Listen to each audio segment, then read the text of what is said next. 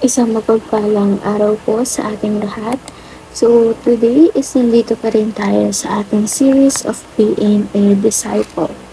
So, our topic for today is imitate me as I imitate Christ. So, as a disciple, di ba, we should be imitating only Jesus Christ, and also we should influence others into imitating Jesus Christ. So, tayo yung magiging tulay nila sa pag-imitate nila kay Jesus Christ. So, again, tularan mo ako kung paano ko tularan si Kristo. So, in connection to our topic for today, ang Bible verse na ating tatalakayin ay 1 Corinthians chapter 11, verse 1. So, in English Standard Version, follow my example as I follow the example of Christ. So, in Filipino translation naman, or in Magandang Balita Biblia version, tularan ninyo ako gaya ng pagtulad ko kay Kristo. So, definitely, or we are 100% sure na disciple din itong nagbanggit nitong phrase na ito or nitong verse na ito. Kasi nga, he is influencing other people sa pagbasa niya nitong verse na to na the other people should be following him as he follows the example of Christ. So, sa pagsunod niya kay Jesus Christ is dapat sinusundan din siya ng ibang tao. So, influence, di ba?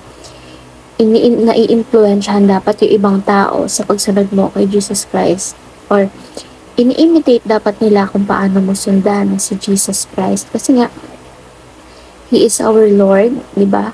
Siya yung dapat na tinutularan, sinusundan natin, ginagawa nating standard. We should become someone influential na, or we should become a disciple who is someone influential na hindi lang tayo yung nag-grow sa ating Panginoon or kay Jesus Christ, kundi we should aim to have communal growth, di ba? Yung growth within the community. So, hindi lang para sa atin yung nilalayon natin na relasyon, magandang relasyon with Jesus Christ. So, dapat nakakapag-akay din tayo ng ibang tao.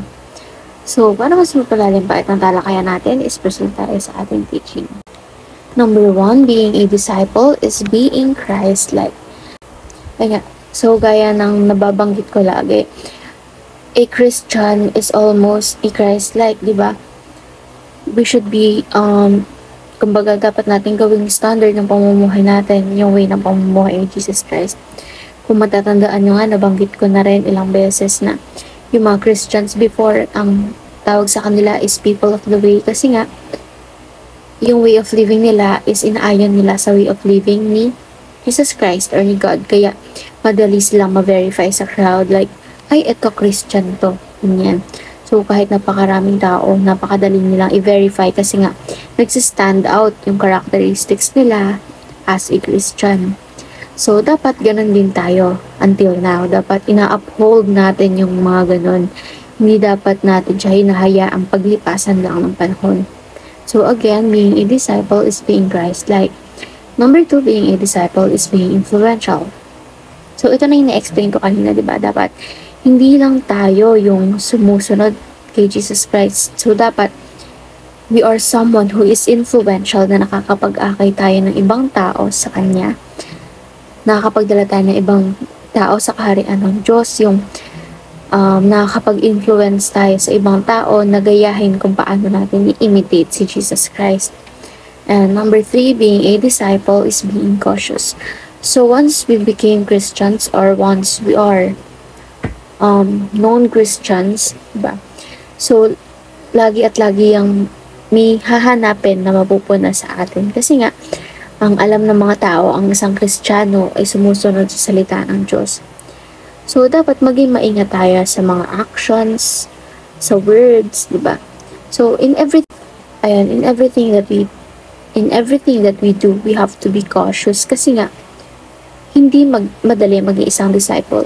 So, kaya nga nabanggit ko kagabi sa verse, pinapakita ni Jesus Christ yung pagiging disciple as something na mahirap. Hindi madali, di ba? Kumbaga, pinaghihirapan, hindi siya madaling kunin. Hindi yung porket nag-worship ka, pumupunta ka sa church every Sunday, is disciple ka na. hindi doon nagtatapos yon. Hindi nagiging stagnant ang mga disciple. So, again, being a disciple is being cautious. So, ngayon naman is proceed tayo sa ating application. Number 1, imitate Christ and be an example. Number 2, influence people with eternity in mind. Number 3, instruct others with our testimony. So, by now, after talking about this verse, we should be able to reflect on ourselves if we truly are a disciple of Christ whose testimony speaks louder than words.